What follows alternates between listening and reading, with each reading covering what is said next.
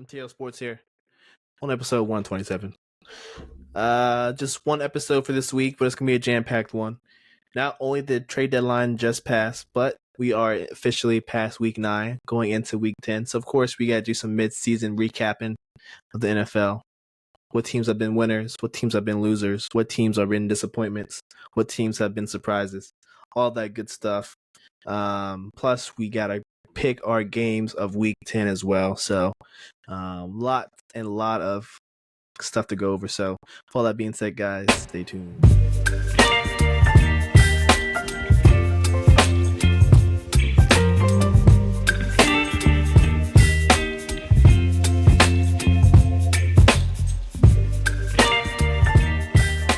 I think it's probably best if we move into trade deadline, then we move into midseason recapping, and then we'll finish off jam-packed episode with some picks of the week. Let's start in the world of trade deadline. I don't know if we should start with your team, Lawrence, the Panthers, making a trade with Jerry Jones. He said, and I quote, he was not going to be selling. He was going to be buying this trade deadline. And he bought, but he might have bought from the wrong place. I think he kind of got swindled. He barely bought anything, but he 100% got swindled.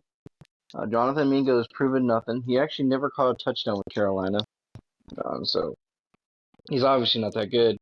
What really bugs me is somehow we were able to get a 4th-round pick for Jonathan Mingo, and the Chiefs get Hopkins for a 5th.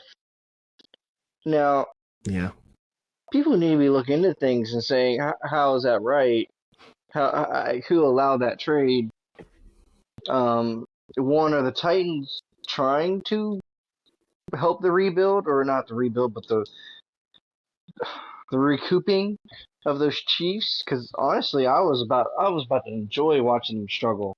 I wanted to watch them squirm, and we didn't even get a week to enjoyment. But yeah, I think we did a great job taking advantage of the Cowboys. You know, not everyone gets their way like the Chiefs do, apparently, but I think it was a very good trade. Mingo is basically useless to us. Jalen Coker's is much better than he is. Honestly, I'd rather see David Moore out there than Mingo. It just feels like Mingo just runs such boring, bland routes. Maybe he does something, but he doesn't even like he has a quarterback to throw to, so he's going to have Cooper Rush for a little bit. Or you think they're going to go with Trey Lance? I forget who the quarterback is for quarterback 2. I think Cooper went out there Sunday after Dak went out, so I think they're going to stick with him. That's going to be fun for a little bit. He proved competent when Dak was out a couple years ago, remember? I think he won like 3 or 4 games, so I guess Jerry believes in him enough to keep him out there instead of Trey, but that's a problem for them boys, and I agree with you. They got swindled. As you can see, ESPN gave them a D+. You guys get an A. Definitely swindled them. Like you said, D-Hop went for a 5th. That could turn into a 4th if they make the Super Bowl, which seems like at this point it's probably inevitable because teams are just helping the Chiefs out left and right. Thank God the Commanders stepped in, and this is the next move we'll go to. Commanders stepped in and grabbed Marshawn Lattimore before they could. Because if the Saints sold Lattimore to the Chiefs, it would have been a wrap, Lawrence. I feel like, the one weakness the Chiefs had, and we said it this year during our previews, was, hey, their back end is a little lacking because they got rid of what's his name, L'Jarius Sneed. He goes to where the Titans, right? So they really only have one good corner in Duffy, and they had another guy too, but he got hurt, so they were really hurting in the back end. And you start hearing the rumblings. Oh, the Chiefs are going to go for Lattimore. Chiefs are going to go for Lattimore. They really don't have any competition. Thank God the Commanders stepped up. How do you feel about this trade, Lawrence? I have like 2 ways I'm about it. So one end, I like the veteran leadership they're going to have. I think that's really important and it's going to be crucial for them. The other thing, I mean, what's wrong with Washington is their defense isn't bad. if you look at the stats, they're fifth against the pass. They're actually a top league. You wouldn't know it by the play, but they don't play the pass very bad. They Okay. only allow 13th in yards allowed, and they're 11th in points. But you look at where their weakness is, they're 22nd in the league on third down, and they're 29th against the rush. So Mm. what's the problem with the Commanders is the fact that they can't stop the run.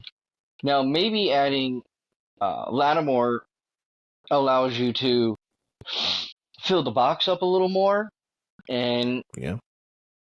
maybe that's the approach you're going to take. But at the current moment, I do like it for the veteran leadership and what it can bolster for the defense. It just has to translate to what's on paper to what's on the field. So Lattimore has to be essentially a quintessential straight up lockdown, which he's been with the Saints. But Mm-hmm. they're going to have to utilize the fact that he's a lockdown guy and fill that box more. Because the problem is he'll help you get off the field on third down, but he's not going to help you against the rush. And you're 29th against the rush. And I know they didn't win, but the Giants did just have Torrey Tracy, something Tracy Jr. rushed for like Yeah. 145 yards. It, it, so when you play these good teams, like they're playing the Steelers this week, and I'll hint to it now, but like I feel like the Steelers are Yep. going to give them like a humble pie because the Commanders have played the Panthers, the Giants, and the Bears the last 3 weeks, and they're on a high. Um, they almost lost to the Bears, even though they really should have won. They were in control of that whole game. But the main thing to look at those games is like they haven't played. They've forgotten about like playing a real tough opponent. And the Steelers, well, they love to run the ball. And you're 29th against the rush. Now, I like the Commanders, and I think they're going to be a good team. I think they're going to make the playoffs. I'm pretty confident in all these things. But my confidence wavers against their rush defense. Yeah, I agree with you. They even though they have two pretty decent D tackles, John Allen and Payne. Allen's out for the season, I'm pretty sure. So it's just Payne and a bunch of rotational players. So the run defense is taking a little hit, but they definitely need help in the back end. That's another area that we identified. Like, hey, you can probably pass against them. The previous year they weren't that good, and then they brought back a lot of the same players. So it's good that they'll get some help. Is this, in my eyes, like season changing? Like, does this put them over the hump? No, but I think it gets them closer to winning a playoff game. I feel like before it was probably a toss up. I feel like now, depending on where they're seated, with Lattimore, if he actually plays well and it translates, I'd probably give him more like a 3/4 of a chance to win a playoff game, depending on their matchup. So I like it for them. We'll start with some of the first trades of the day. This happened last week, so I'm not gonna go over that. But the Cardinals added Browning from the Broncos, add some pass rushing. How do we feel about this? I know the Cardinals, that's probably the one area that they lack on defense is they don't really rush the passer very, very, very well. So Yeah, they're not the best. They're a bottom 20 defense, but I think the main reason why they made the move is they're 31st on third down, getting off the field. So one mm-hmm. of their big issues is they can't seem to get off the field ever, and I think it's a good move in order to help them try to push that stat more to top 20. I mean, you're going for 31st. We're trying to at least move to top 20 with a move like this. And honestly, you just need bodies and some heart. I mean, he's getting traded to a team uh, that's still in the same boat that the team he was in before. They're both in the playoff hunt. And honestly, he's first place in his division now. So Browning probably comes in there with a bit of a chip on his shoulder because I just got cut. We're not cut, but I just got traded from a really good team. Well, not a really good team, a playoff team at the moment. Yeah, decent team. To another playoff team, but this one's in the top of his division. And they want me to come in here and prove a point and push an issue for them. So I think there's a lot of confidence coming from Browning. That I mean, it feels like a trade that I don't think really anyone lost out on. I don't think the Broncos sent their man to go rot in a hole. Mm-hmm. I think the Cardinals are trying to improve on something that they're really bad at.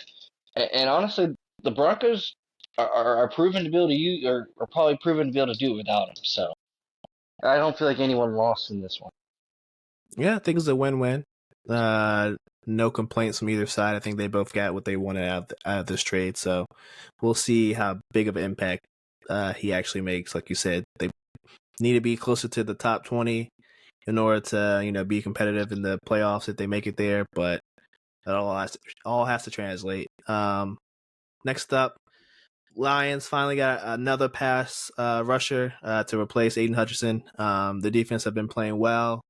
But I think this pretty much solidifies, okay, if they gonna make a deep run in the playoffs, they're gonna have a go-to guy. So they trade for Zadarius Smith. How we feel about this, Lawrence? I like it. I feel like he can even he's going to be effective when Hutchinson comes back. And I mean, there's a chance Hutchinson comes back for the playoffs.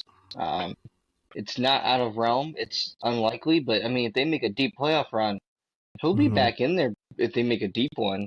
And this is the kind of cat that you need to make a deep run.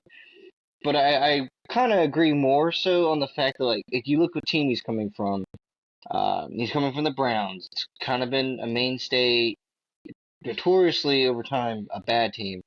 Recently, the Browns have been a decent team. But I think the big kicker is he's going from a bad team this year to a great team. And I feel like his style of play is just perfect for Campbell. Or sorry, yeah, Dan Campbell. Sorry. Dan Campbell, yeah. Yeah, I agree. I think it's the right move. I think Crosby was, a little too much of an asking price because uh, anything more than a first, like, I feel like it's too much for Crosby. Um, he does deserve to be on a playoff team, but I feel like honestly the Raiders are probably just a quarterback and a couple pieces away, and as opposed to like a full rebuild. So I feel like he won't have to play on a bad team for too much longer. So, but yeah, Lions they do good with that trade right there. Bengals actually made an in-season trade. I think it's like the one of the very few trades they made during season. Uh, they get Khalil Herbert from the Bears for a 7th-round pick, so they get him for the cheap. And this is coming off of the news that Zach Moss is out indefinitely with a neck injury, so he's probably done for this season. We don't know if he's actually going to come back.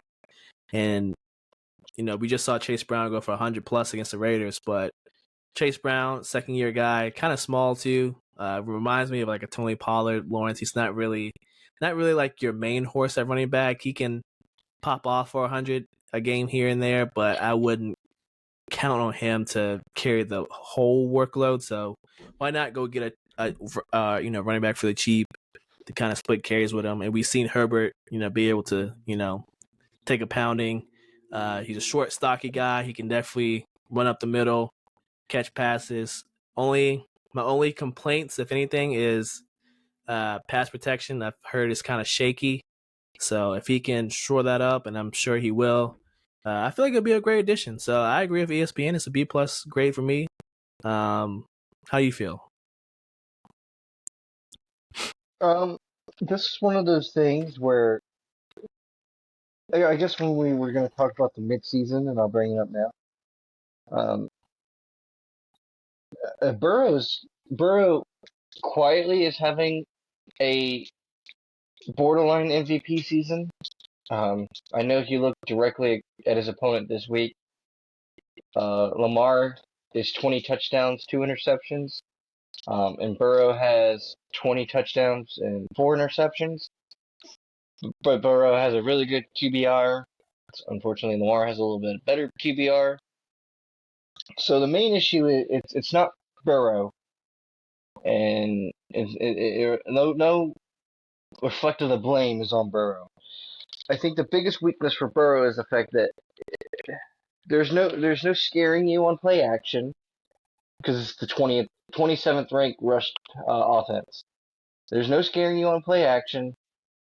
Um, I mean, receiving backs for this team are kind of non-existent. No offense to Chase or Moss, but they just haven't been that effective in the way you need them to be. And Chase Brown, for all he does at Illinois, he was kind of a workhorse, but NFL build wise, he's not built to be a workhorse. And honestly, this is a good little pairing.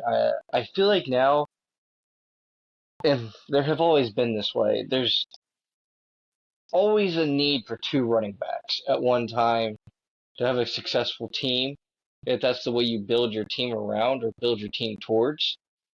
And honestly, in this market, running backs are so cheap that getting two decent ones like Brown and Herbert, um, it's not that too much to ask. It's just another duality to your or to your offense. Sorry, that the Bengals are needing to push. I mean, this was a bottom five defense at the beginning of the year, and now it's a middle of the pack defense. It's leveling itself out. There's just one been constant norm for the Bengals, and that's just no run game at all. Yeah, I think before the Raiders, there wasn't a 100-yard rushing game by the Bengals offense. So it was good to see that. Hopefully we can continue the momentum against the Ravens, but I'm pretty sure Ravens are top 5 in run defense. So I'm not saying it's going to happen next week, but hopefully as the weeks go on, they can develop some type of, like you said, if we can get the top 20 in the rush game, that's better than being near the bottom. So, but I like the trade. Already did the Cowboys and Panthers.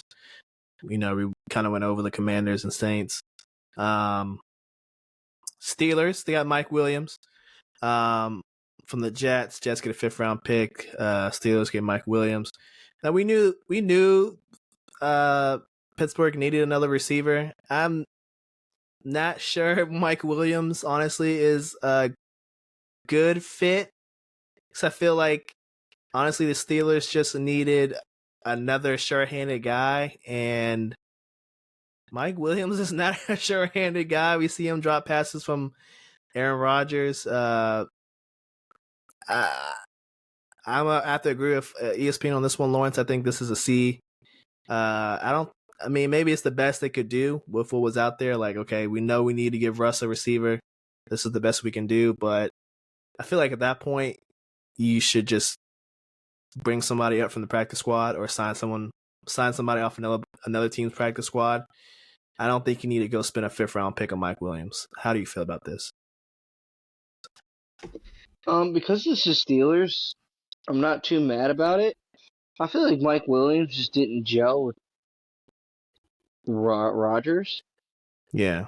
But like his usage before when I was at the Chargers just is too hard to forget about for these league owners and for these GMs. Which I'm also in the same boat. It's like he was so good with the Chargers. He can't be but so bad. And you have to say some of this is the Jets. Like some of this is just the Jets are not that good of a team.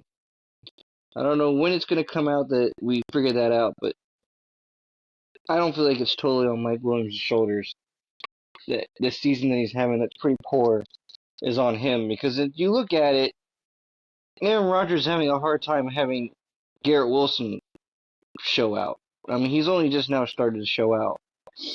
And another fun fact, Zach Wilson had more wins than Aaron Rodgers did at this point in the season. So yeah, that's true.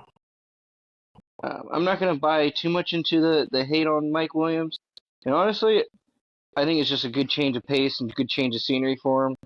I mean, I think Tomlin's going to give him so much love and action first game in. And then if he sucks his first game, because Tomlin's going to give him that chance to prove himself. And if he sucks that first game, well, then he just sucks.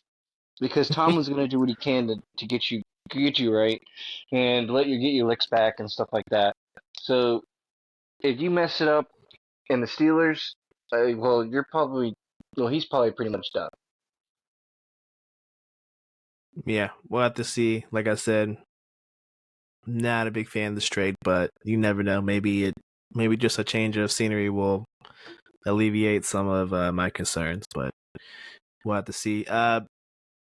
Steelers got another defensive player from the Packers, Preston Smith, for 2025 seventh round pick. Don't know too much about Preston Smith, Lawrence. So how do you feel about this? Didn't really know if they needed another defensive player, but I guess if they can get one for cheap, why not, right?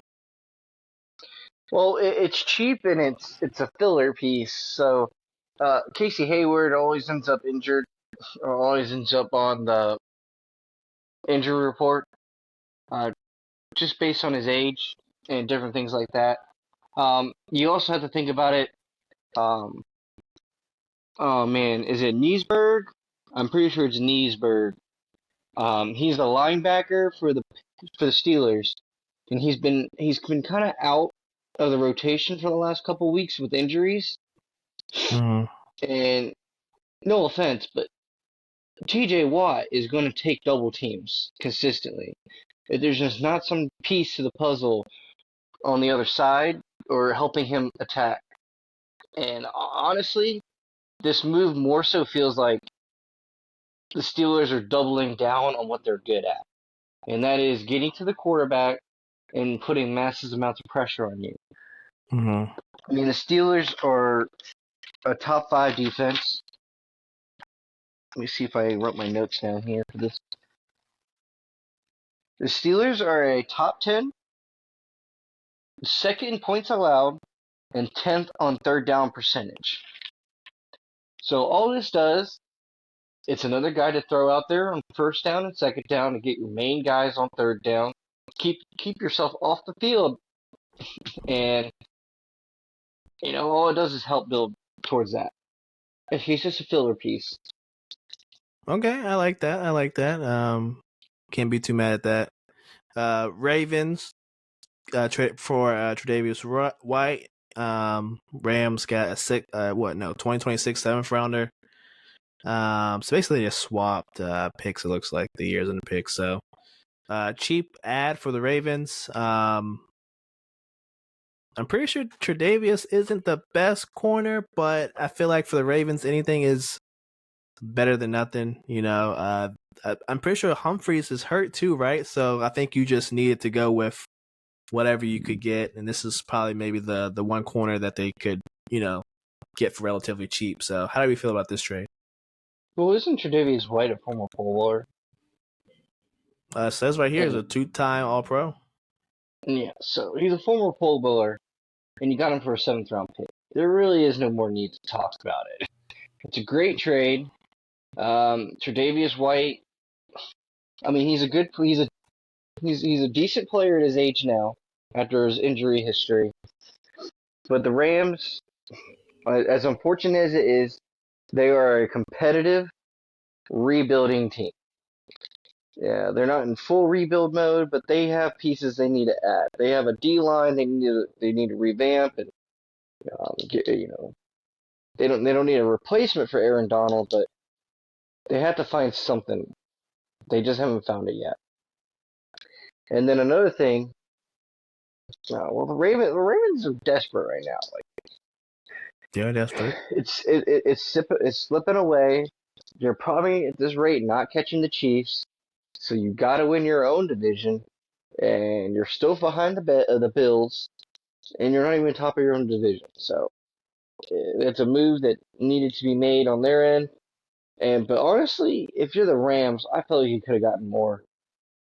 And I'll say that about a lot of people. I just feel like there's more you could have gotten. I feel like the only team that just popped off was the Carolina trade. Fair enough. Last trade of the evening, 49ers added Khalil Davis. Texans got a seventh round pick. Another cheap deal. Honestly, I feel like this 49ers deal is kind of like what the Steelers move, and it's kind of just like a rotational piece, right? Like they not really banking on this guy, Khalil Davis, to actually make a big impact. It's more of just, hey, just fill in the rotation, help us out on the D line. How you feel, Lawrence?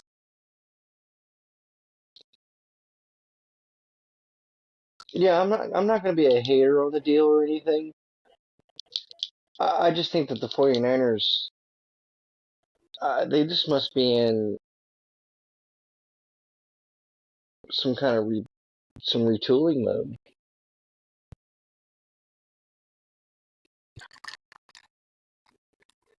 Hello? Oh, I think we lost Lawrence for a little bit. But yeah, this is pretty much everything that happened on the trade deadline. Let's move on to mid-season grades. Well, just mid-season recap in general, y'all. I feel like You got me back, 10. We're about to go into week 10. A Cairo? lot has happened. Oh, We can hear you. no, yeah, A it lot just has reconnected for a happened. second. And I was talking about, a lot has happened so far in the season. Week 10, a lot of trades, a lot of surprises, a lot of, teams that we thought were going to be good turn out to be bad. A lot of bad teams are playing well right now, so it's just a lot to go over. So I guess let's start with the surprises, Lawrence. What are some surprises in terms of either teams or let's do teams right now. They remove the players. Like, who, in terms of teams, are you surprised at how their season is going so far? Um, is it more so that I'm surprised or others should be surprised? Because, I mean, one team that I was high on and I pushed for it early on was the Cardinals. I'm surprised that they are where they are, especially in the Mm, division that they are also in. Another team is the yeah, Broncos. they're top of Uh, their division. didn't think the Broncos were going to be the place that they were or they are. Mm, The Chargers. The Chargers are a team that I didn't believe were going to be as good as they are. There was writings on the wall because Harbaugh did good before when he was in the league. Didn't fully believe that he was going to put it together this quick. And then lastly is Washington. I mean, I said early on, early days, people call me crazy, but I was like, if Commanders can get a kicker, the Commanders are going to be good this season. And everyone's like, no, no, no, you're tripping, you're tripping. And what do we know? The Commanders got a kicker, and they're kind of good this season. Um, but I mean, in terms of why the teams that I thought were going to be good are good and they're impressive, is like the Cardinals are just getting it done. They're like the same feisty team from last season, except they have instead of Dobbs, they have Murray the whole season, and he's just yeah, quietly getting it done. I mean, if you look at the stats, they don't have any sexy talent, and they're not a sexy team. They're 14th overall in offense, so they're about middle of the pack. They're seventh in rushing, partly mm, due to Murray, and they're just getting it all over the field with their running game. And they got multiple running backs proving points besides Connor. But another big kicker for them is they're eighth on third down. So they're eighth ranked on staying on the field, getting those field goals, getting done that field, getting the chance to get touchdowns, getting in the red zone. Problem with the Cardinals, said it before, they're a bottom 20 defense and they're 31st on third down. So it's kind of impressive to be where they are, but it's kind of impressive being how bad that defense is, and that offense is just making up for it. That defense has yeah. also started to play a little better each week. Next is the Broncos. Now, if we really want to deep dive the Broncos, offense is probably about as mediocre as you can call an offense. It has no main weapon, no outstanding running back. Yeah, you can call me a hater. I don't think there's any outstanding amazing running back on this team. No, you're right. There is no outstanding amazing tight end. And at wide receiver one is Cortland Sutton, who most of his career has been a wide receiver too. So there is no Yeah, main weapon anywhere on this offense. Bo Nix improves each game, each week. But honestly, the only thing to talk about is they're top 15. They're 15th ranked in rushing the ball. So the offense has a long ways to go. But that's okay, because you can fix that in the offseason. What the big kicker for the Broncos is they're seventh against total yards, sixth against the pass, ninth in rushing, and third in points allowed. And their worst stat is their 16th, so dead middle, and on getting off the field on third down. It's just a really, really good defense. It really is. And that's why they've been able to stay in games, and that's why they've been competitive this season. If you move on to the Chargers, of why I think the midseason and why the Chargers are so well, it comes down to the fact that they're just efficient. Somehow, Justin Herbert is having a really nice season in terms of his his stature, his stat line. He's thrown for 1,700 yards, 10 TDs, and 1 interception. He has 1 whole interception. They made big improvements on the O-line. So they made big improvements on that O-line, which have proven to really push this team in one way. And they're 11th on third down while staying on the field. And fortunate for the Chargers, they're a top 5 defense on getting off the field on third down when it comes to their defense. So I just like the way the Chargers are built. They're built to kind of have a little tiny rebuild, but also stay competitive. Do I think they make the playoffs? I think they have every right to be able to have a chance, but will they?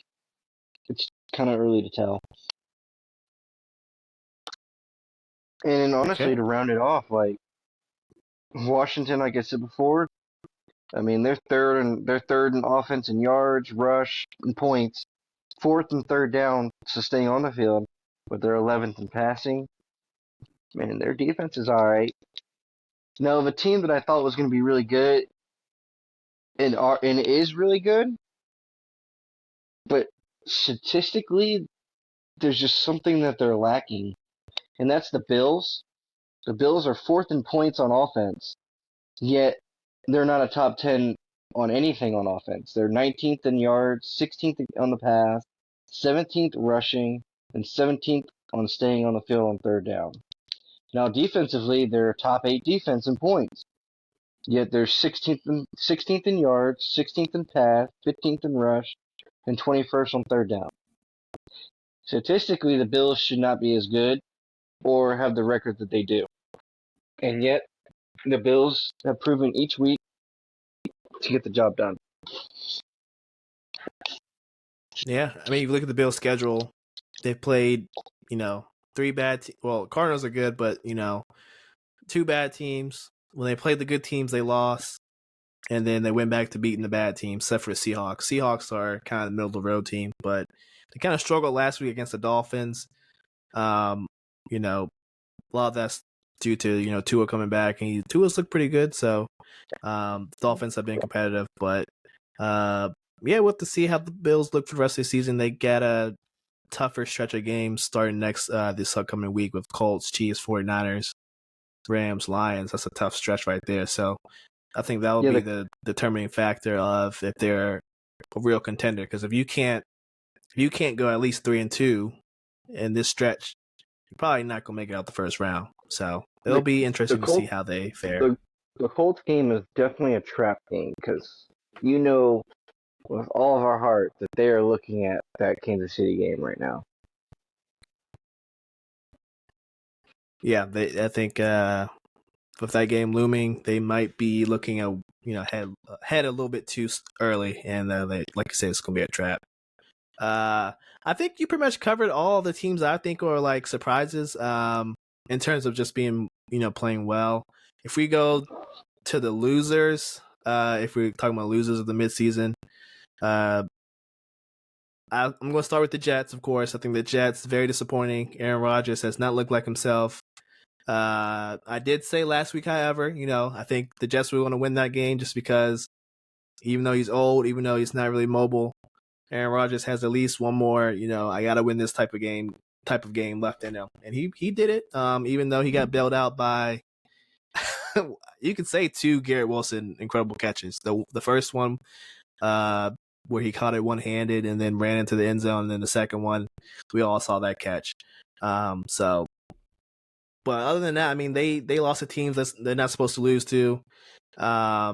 Defense has been shaky, but that's mainly because the offense hasn't been able to stay on the field, hasn't been able to score points. And like you said earlier, Lawrence, the Jets at this point last year with Zach Wilson, they had one more game, so that's saying a lot. Maybe it was, maybe it's just more than just a need for a quarterback. So, and they fired their coach, after the Bills game. So, yeah, Jets have been very, very disappointing. Very disappointing. Their playoff chances are slim. They can't afford to lose any more games. Other losers, we're not surprised about the Patriots. The Dolphins, I'm not going to call them losers. Tua was out for, he got knocked out, couldn't play for 4 or 5 weeks. So I can't really call them losers per se. But, it is what it is. If we go to the AFC North, there's definitely 2 losers. The Bengals, I've been talking about it, with the easy schedule, they should have easily, been in the Steelers or Ravens position. Should not have lost to the Patriots. Should not have lost to the Commanders. Should not have. I mean, the Chiefs game came to a penalty. Can't do nothing about that. Can't beat the Zebras. And the Ravens game, that's on Zach Taylor being too conservative in overtime. And honestly, that's on Joe for losing that fumble. But you still had a chance to win in overtime. So I just games that they should have won, they just didn't pull out. Didn't play a complete game. So it's on them to dig out this 4 and 5 hole, and we'll see if they can beat the Ravens. We'll talk about that in a little bit. But definitely the Browns. When we were talking about previewing the division, we thought the teams would pretty much be the same from last year. We thought we were going to have another, at least I did, thought we were going to have another year of, all 4 teams having a above 500 record. And the Browns have been pretty disappointing. I can't lie. Part of that's on Deshaun. He didn't look good when he was playing. And then the other part of it is the defense. I think just hasn't played well, especially early in the season. Maybe it's because they were missing some guys on defense, but still, I feel like they had enough rotational pieces and just enough cohesion and chemistry to play well early in the season, and they just did not, Lawrence. So, Browns are definitely losers. And I'll say one more, and then I'll let you give your spiel. But the Jags are terrible. I knew the Titans were going to be bad, so I'm not going to go too harsh on Will Levis. And I think Will Levis is terrible. I think they really screwed up with Malik Willis. But the Jags are terrible. Part of that's on Trevor Lawrence. He just has not played well. There's no ifs, ands, or buts about it. These stats I feel like are inflated. There's no ifs, ands, or buts around it. They're kind of stuck with Trevor Lawrence. I'm not saying that it can't get better, but you just signed him to a $255 million extension, and he just has not played up to that. He's lucky that the Chargers choked away that playoff game, or he probably wouldn't have much to credit himself to. Right? I mean, you won one playoff game, okay, whoop-de-doo. But now you're a $255 million man. Your team can't be 2-7. Like, that's unacceptable. And Drew Peterson, I think, is the head coach too, right? Unacceptable. You're a Super Bowl winning coach. You won with Nick Foles as your quarterback. Like, come on, bro. What is going on? So, those are my losers, Lawrence. At least so far.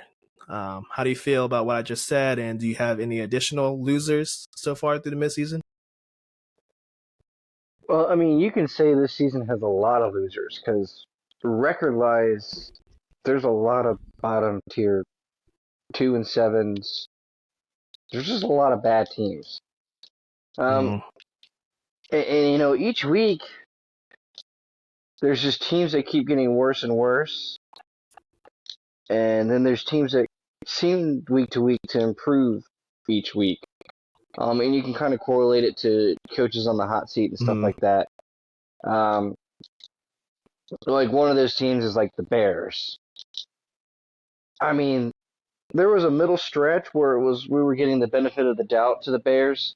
The Bears, you look like you're doing better each week, The defense is really holding you in, but that offense cannot protect Caleb Williams. And honestly, much as I don't like him, he's just starting to die.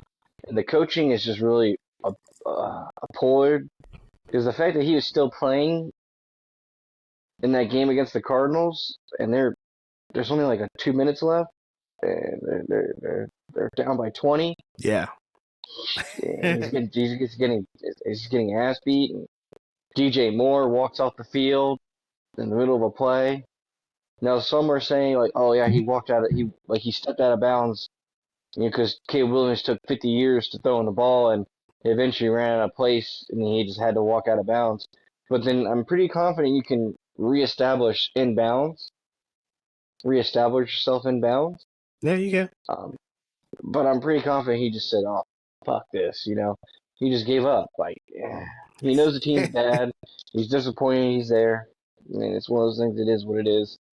But yeah, you kind of need a lot of the teams that just deserve the moniker, trash. Like I said, like Yeah. we knew Carolina was going to be bad, but the fact that Carolina is sitting with a 2-7 record, and the Saints are sitting with a 2-7 record, and I don't know if you know any of the drama that came on after the Saints game, but there was like a lot of Saints players coming out and like saying like, "Oh man, like we deserve to give you better, New Orleans. Like we lost to the Panthers." One in particular was Cam Jordan, and J.C. Horn, the cornerback for the Panthers, hit him with the, "Bro, we're both 2-7. I don't think I understand what I'm missing here. You suck too. Like you suck too. You're Yeah. 2-7. You've lost 7 straight. 7 straight, and you came out the gate winning two straight, and you put up 40 points in each one. And immediately get that humble pie, and then you got Michael Thomas flaming Derek Carr on the internet about how horrible of a quarterback he is. Yeah. Getting Chris Olave murdered every other game, and the worst part is like if you watch that play, like the safety for the Carolina didn't even hit him hard. He kind of hit him with his stomach as he was falling down because he pulled back, his shoulders and his head are moving backwards, yet his body's still moving forward, and he literally like rams him with his either pecs or stomach, and still knocks the hell out of Chris Olave. So it's an unfortunate place to be, and everything, but I mean, he wasn't trying to kill him. It's just I think Chris Olave has had so many concussions at this point. He's the next Tua. Is it even worth it? Yeah, might have to get there. All right, so no other losers in your eyes? I mean, the Bears are disappointing. Saints definitely. Raiders, I mean, I think I had kind of high hopes on the Raiders, but after seeing the quarterback play, I kind of just, all right, this is just going to be a down year for you guys. You're just going to have to hope you get Shador or somebody. So I'm not saying they're total losers, but, I'm not surprised they're 2-7, I should say. Well, honestly, at this point, I'm hoping Carolina stays in the loser pack, but doesn't move too far away from the loser pack, because right now we're projected to have Travis Hunter, and I'm completely fine with that. I'm completely fine with not getting another quarterback, trying to run it back next year, but having a Travis Hunter with a Xavier Legette and a Jalen Coker, with a Jonathan Brooks and a Chuba Hubbard running game, with a Jadrevius Sanders, and I honestly would probably move to getting another tight end. But if I was to get another tight end, I would get a veteran, been there, done that tight end. And honestly, I don't even know if it matters what kind of quarterback we have, whether it's Dalton or Bryce. With the offensive line that is proving its way right now and everything, only thing they got to do is get a wide receiver first round, get your guaranteed guy, your number one to lock, your cheap guy for the next 4 to 5 years, comparatively so, and then just almost have like a mass focus shift on defense. Literally, you could attack every single defensive player after that. Maybe one O lineman down the line at some point, but yeah, just load up. and just get yourself a tight end. There's always one floating around. This is true. In terms of last thing about teams so far through the middle of the season, how do we feel about let's talk about the AFC first, playoff picture. With these teams' records, who do we have 1 through 7? I think for me, I got Chiefs finishing at the number 1 seed. I think the Bills, just because of their schedules, probably looking a little bit easier. I got the Bills at 2. I got the Ravens at 3. I got Texans at 4, and then I'm gonna have Steelers at 5. I'm gonna say the Chargers sneak in at 6, and I think Cincinnati sneaks in at 7. Who do you have in your playoff seedings for the AFC, Lawrence? For the AFC, I haven't really put too much thought into it. I'm gonna give it to the Chiefs, but Patrick Mahomes' ankle, low It key, didn't be look kind good. of. I mean, he's pretty much hurt both of his ankles now. So now he just needs someone to take one for the team and lay him out across the middle, and he's about to go for a dive and just dive at them ankles and try to do some damage because uh, we don't like to play dirty, but someone we just gotta needs to stop the bless. three-peat. Someone has to bless the rest of the league and just get that man out of here for a season. Someone just needs to bless us. But yeah, I'm definitely gonna ride with the Chiefs. 1 for now. Mhm. Bills 2. I think the Bills. I'm not gonna hate them on them too much because their only 2 losses were to kind of good teams, but they were on the road. I will Yeah, say this is that true. they were on the road, so they've taken care of business at home, and I don't know, they've stopped some decent enough teams. I think the Cardinals game is something that we're gonna look back on and honestly, it's gonna be more impressive that they did Yeah. it because of the fact that they came back and did it. Um, I'm honestly gonna spice it up a little bit. I'm honestly gonna go Steelers 3rd seed. Oh. I just think that defense is really, really good. Like it's a good defense. Um, I'm gonna keep the Texans at 4 for now. My only problem with the Texans is they don't have any weapons. Yeah. Yeah. Their running back room is scarce. Their wide receiving room is scarce. And it did not look good the first game without any weapons. I It agree. just did not. So I'm going to keep the Texans there for now. Now, if we see 2 weeks from now and they've lost three in a row, and the Colts look decent enough to hang in there, we're talking about a 4 seed, and no one else is making it because that's just how the division is going to go. 5th seed, I'll put another shocker out there for you. I'm actually going to go 5th seed. No, 5th seed I'm not. 5th seed I'm going to go Ravens. I don't think Okay. anyone touches the Ravens. I think it fights it out between them and the Steelers. The shocker I'm going to give you is I think the Broncos are 6th. Oh. I think the Broncos sneak in there and get. I think they get mollywopped. Quick little mollywop when they make it. But I think they make it nonetheless, just purely on that defense. Gotcha. And then I'll be nice enough to you, and I'll take the Bengals in that last seat just because that Burrow season is really good. He's having a really good season, and it's just the Chargers' way to be. And honestly, the Chargers are just peaking 1 year too early, which is a really good year to peak because Teams are they can bad. peak. Yeah, they can peak, and yet the best they can do is look really well, but be a 3rd seed in their division. So next year when they kind of turn it around a little bit more, they have an easier strength of schedule. Just the way to look at it. Yeah, I agree. To the NFC, number 1, I got the Lions. The Lions on fire. I think they're gonna keep it up. I don't really foresee any hiccups unless um, Zadarius Smith doesn't turn out to be a good trade. But I think it's enough to ensure they keep that number 1 seed for now.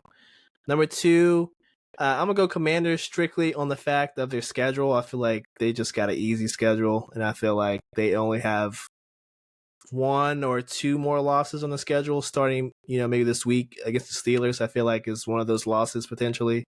I think their schedule is just going to be easier than the Eagles, and the Eagles are kind of shaky in my opinion. Three, I'm gonna go Falcons. I think the Falcons, they've played really well. Kirk has found his groove. They got tons of weapons on offense.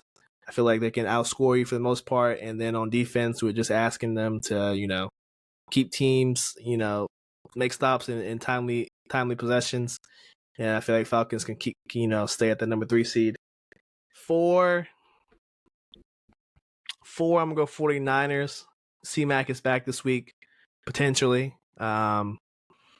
So I think with C-Mac coming back, yeah, they don't have Ayuk, but I think C-Mac can more than enough replace some of that production. And it's not like Ayuk was even giving you that much production anyway, because he didn't practice all summer and he was just, slow to start the season. So I got 49ers at 4.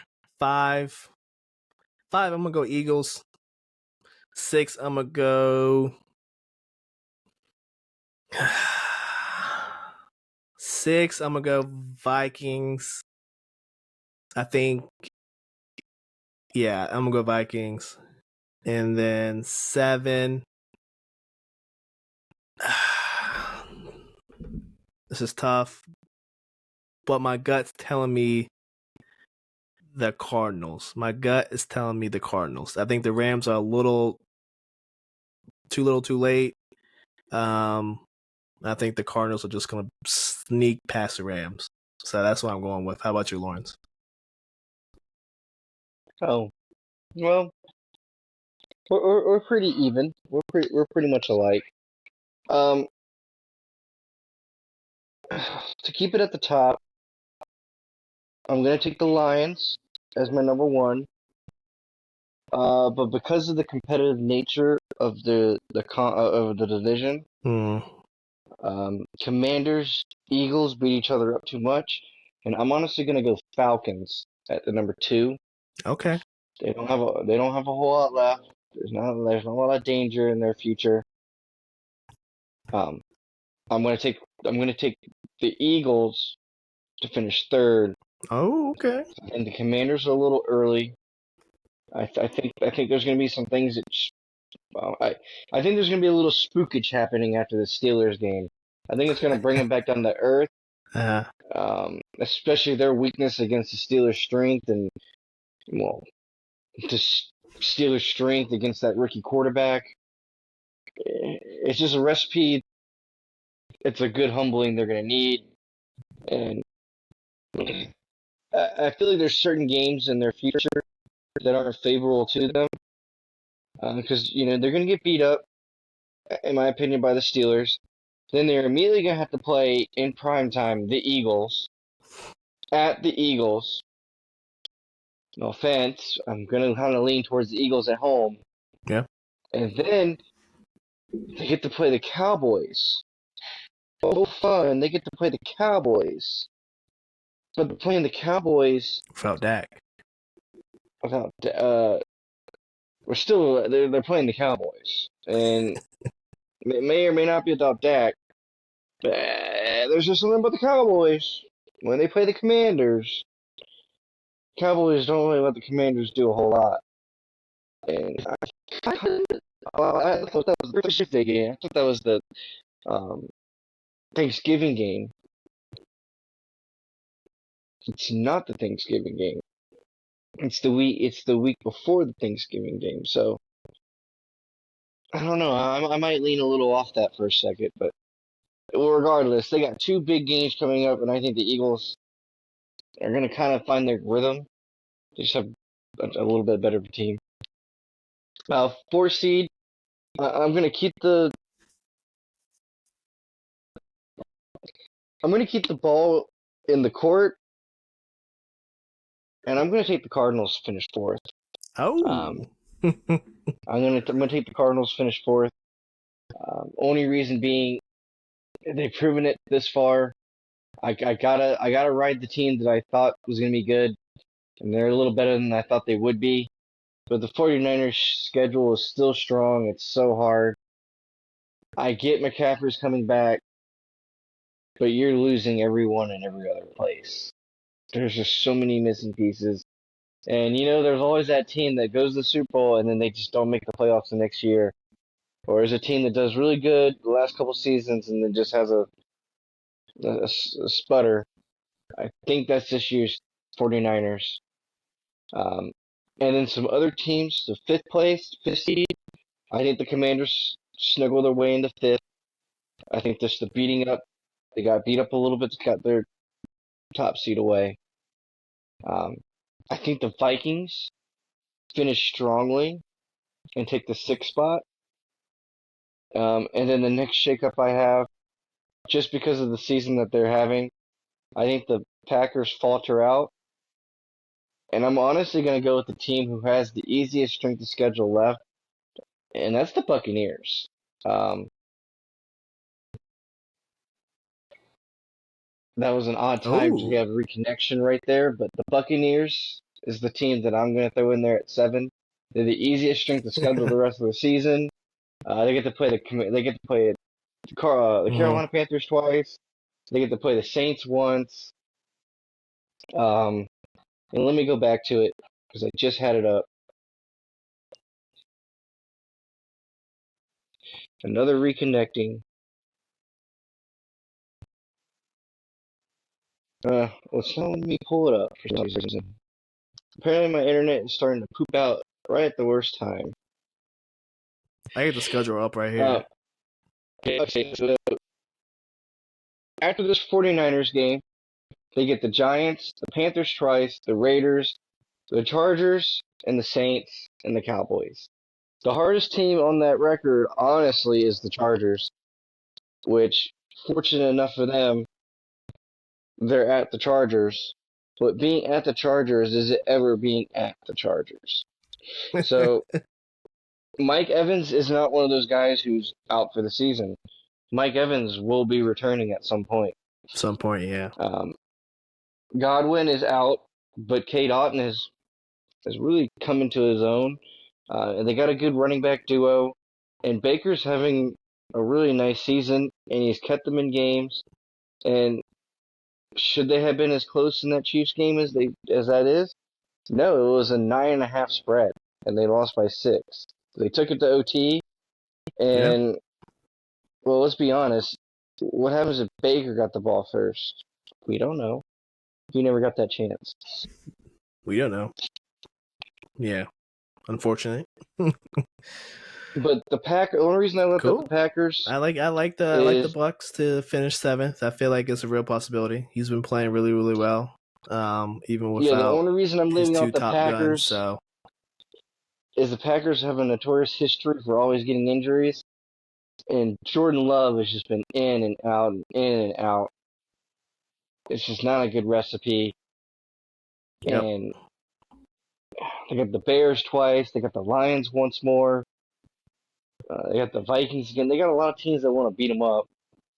And I like Malik Willis. I think he's had a good season this time around. However, he is kind of one dimensional. And if he can't efficiently run the ball and you just focus on his arm, he's got exploitability. yeah, I agree. No ifs, ands, or buts about that. Uh, last thing, midseason. Your midseason MVP. I would say for me, I can't do Lamar because Lamar has King Henry. I think they kind of cancel each other out. Josh Allen's been playing well. But I'm gonna have to go Jared Goff. I think he's just played well. He has all the weapons, but if you look at his stats, he's just been playing within the system, making good throws, making timely throws, not turning the ball over. And his team has the best record other than Mahomes. Mahomes just hasn't played well. So I feel like if you take all those things into consideration, I think Jared Goff, I think, at least for me, the mid-season MVP. How about you, Lawrence? I mean, you kind of took what I was going to say. I mean, we haven't like we've had Lamar have perfect games, right, in terms of QBR and everything. But like Yeah. Jared Goff went a whole entire game and never had an incompletion. Yeah. I mean, that just doesn't happen. And for that whole reason, they've blown people out. Most of the time, like good teams, they're not consistent in blowing people out. They're consistent in blowing people out. They lost their biggest contributor on defense, and we don't even notice it. We really don't. Yep. And it's just because it's like a shift. Like they know that now that he's out, we got to be way more stingent on offense. Okay, Jared Goff just has a perfect game, like a literal perfect game. And Yep. you can kind of say like, oh, he's got the two best running backs. Okay, but like they're really effective because anytime they play action, every single person bites on it every time because they're that good. And then Jared Goff does what he's supposed to do, and he completes the play. And Jared Goff has a touchdown reception as well this season. This is true. This is true. Yeah, I think you can't really discredit, Jared Goff. I think he's just been playing well. You can't take anything away from, how many, maybe his weapons or whatever the case might be. He's just been playing better than any other player. I think it's just that simple. Games of the week. Let's move on. Games of the week. We got to kick this off with tomorrow's game. Cincy at Baltimore. This is a do or die game for the Bengals. I feel like this is a must win. I feel like they gotta stay competitive in the division in the AFC North. No other way to say it. +6. I feel like that's very generous. They played the Ravens well at home. Like I said, it came down to a Joey B fumble in the fourth quarter to get the Ravens back into it, and then Zach Taylor not being aggressive in overtime, ran the ball 3 straight times. Even though Joe checked out of one of the plays into a run, but still defeats the purpose of keeping the ball in your best player's hands. Just let him go win the game. Zach Taylor didn't let him do that. I think you'll see a different approach, even though it's not looking like T is going to play. I think Orlando Brown Jr. and BJ Hill are trending towards playing tomorrow night. We'll see. Herbert might play. If he does, it's probably going to be limited capacity, but still, I feel like if he can get a couple rushes, get a couple pass protections, that's all we need him for this game. And hey, Joe Burrow's record from November to January, I think since 2021, is the best in the NFL. When the man needs to get it done, he gets it done. Even though he has a 1-5 record against Lamar, I think the team knows what's at stake. I think they're gonna be locked in. I think last week was a statement win. If you play in a bad team, you beat the hell out of them.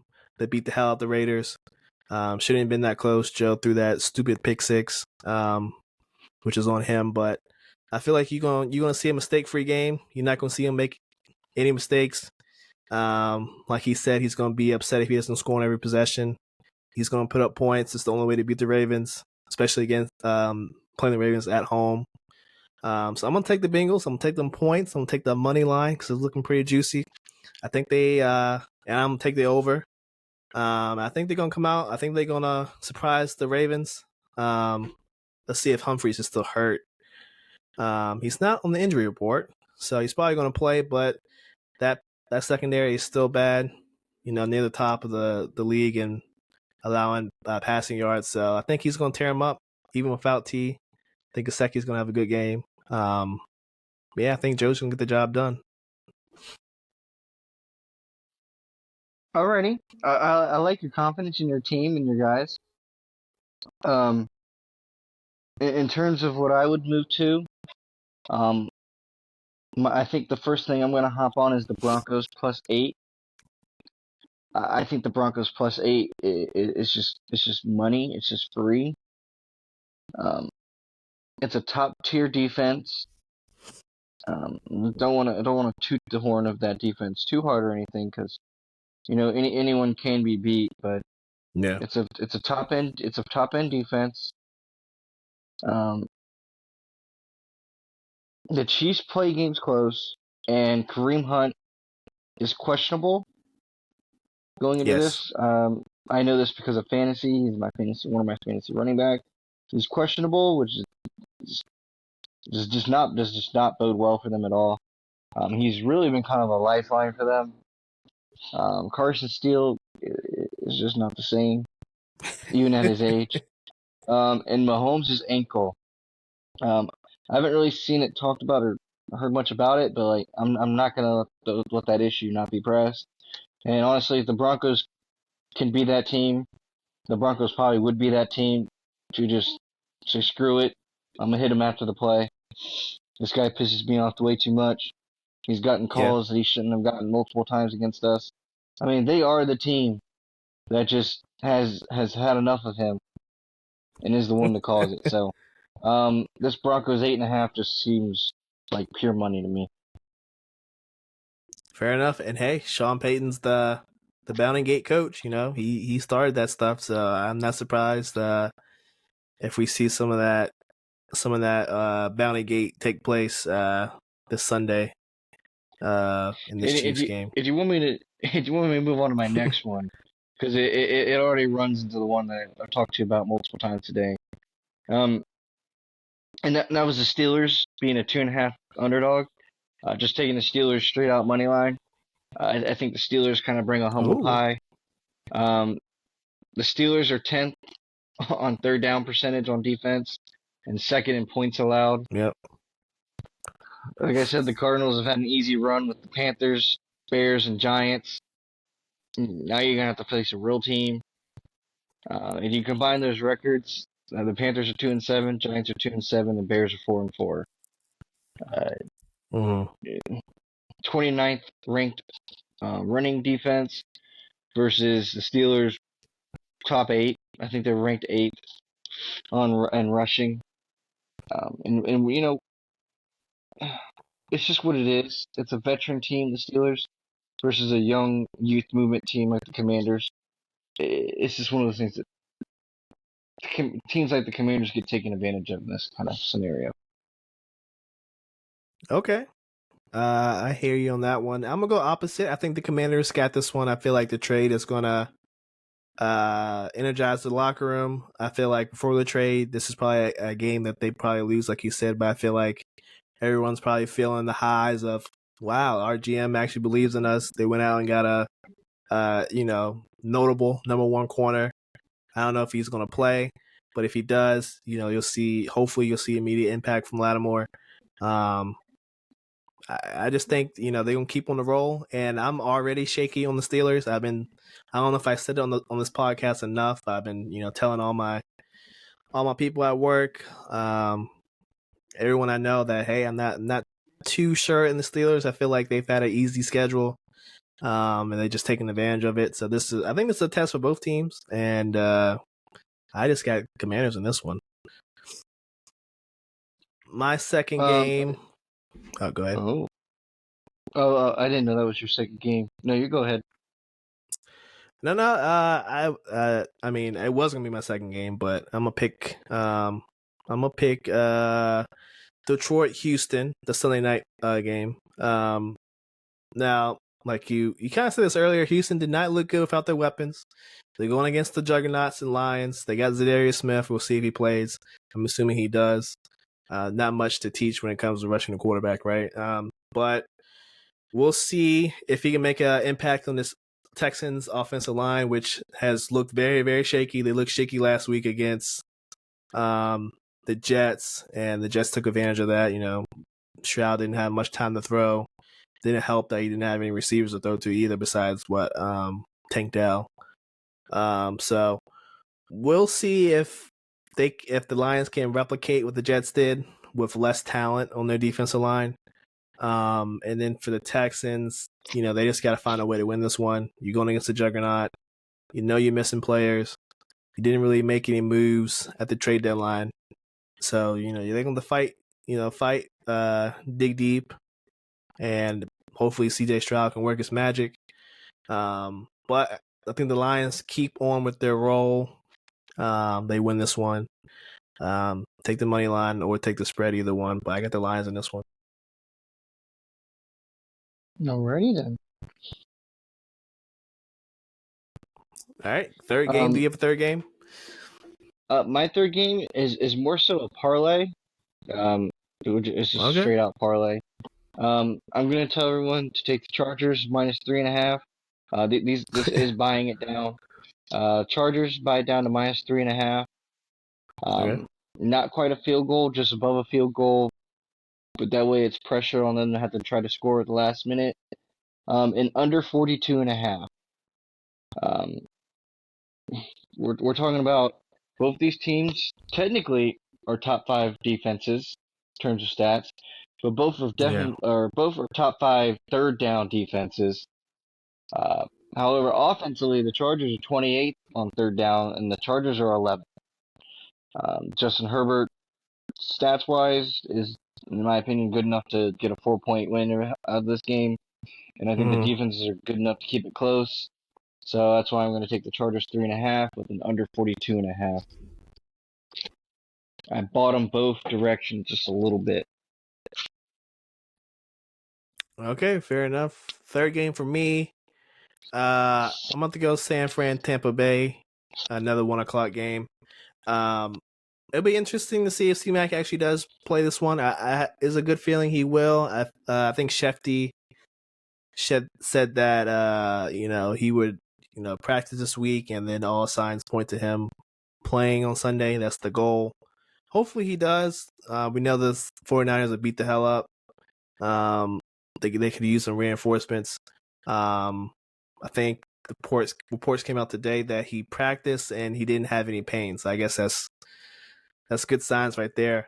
Yeah, and then on the other side, Tampa Bay's dealing with their own slate of injuries, especially the two top wide receivers. But they've had some decent replacements in what's that? The dude Cade and that other receiver. I forgot the guy's name, but Baker's been playing well regardless. So I think this is a bounce back game for the 49ers. I think if they want to actually make the playoffs, they got to make a push right now because the division is really tough. Cardinals are on fire. Rams are showing signs of life. They got Cooper back. They got Puka back. They both look good. So I'm gonna go 49ers to win this one. 6.5 spread is a little too much for me. Honestly, Tampa Bay should be able to cover that at home, but I think San Fran. This is the type of game they win probably by a late minute field goal. I don't think they're going to gel back together from the jump, but I definitely feel like they have enough if C-Mac comes back to sneak out a win in Tampa Bay.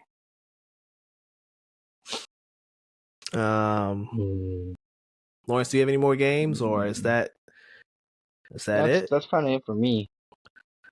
I mean, I mean, I would love to talk about the Panthers and say out here, Panthers are going to mollywop the Giants in Germany. Oh, But that's a I'm not 9:30 going to game. say Yeah, it's that. 9:30. I'm not going to say that. But if I had to put some money on it, uh, Carolina at being at a +6, it's a little disrespectful because the Giants aren't that good. Right, the Giants are just as bad as we are. And you got us as a +6 underdog. It seems a little disrespectful. And honestly, we got the better O line. We have a horrible defensive line.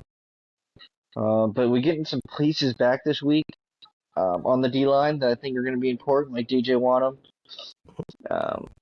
And this is going to be the first week that Jonathan Brooks is going to come play for us, and he's going to match up with Chuba Hubbard.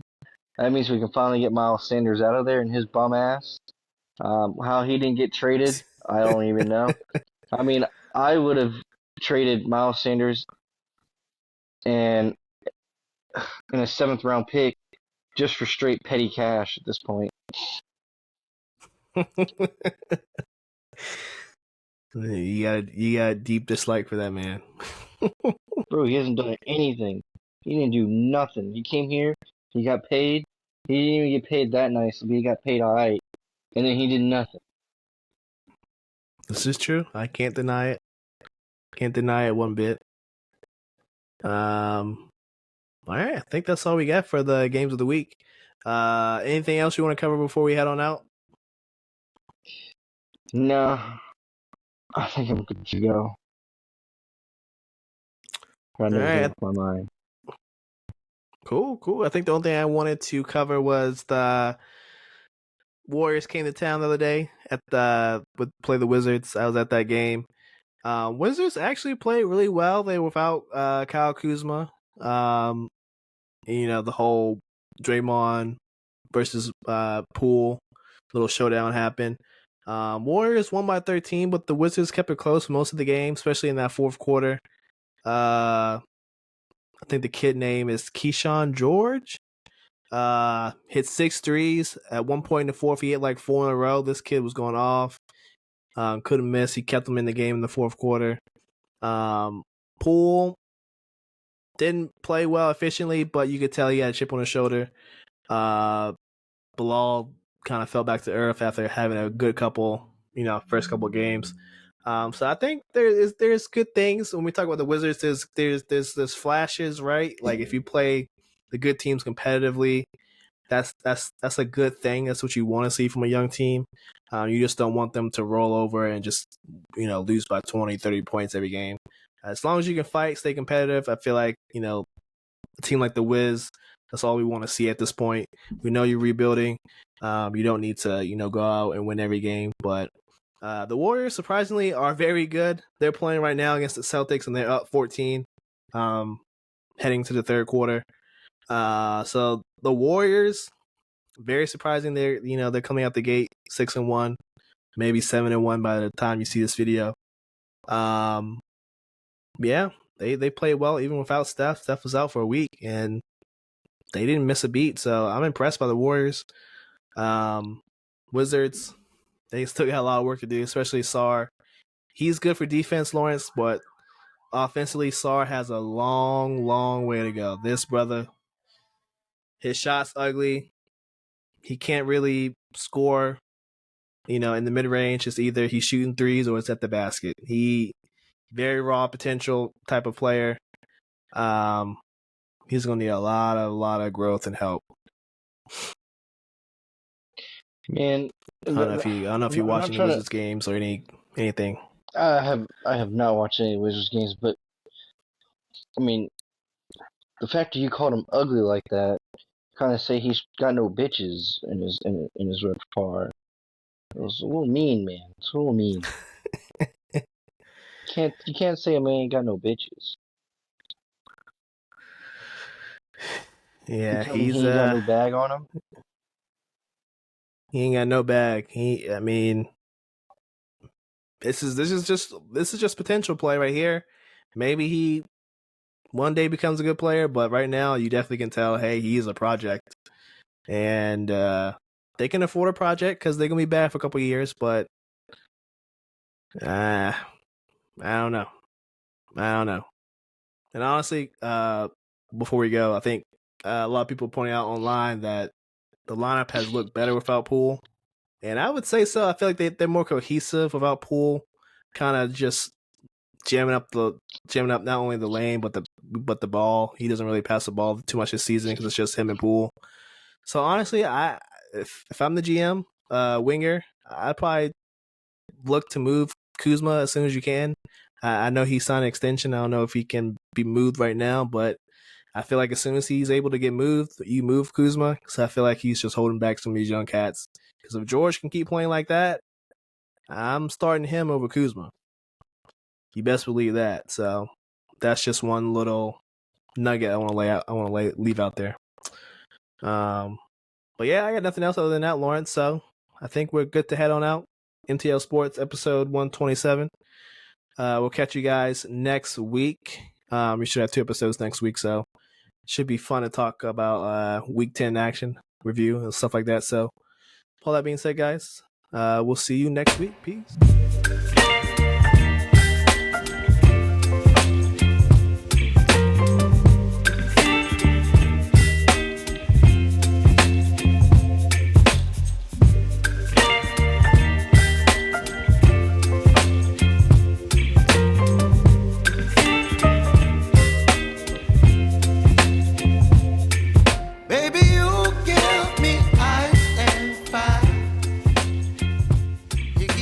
wind and rain.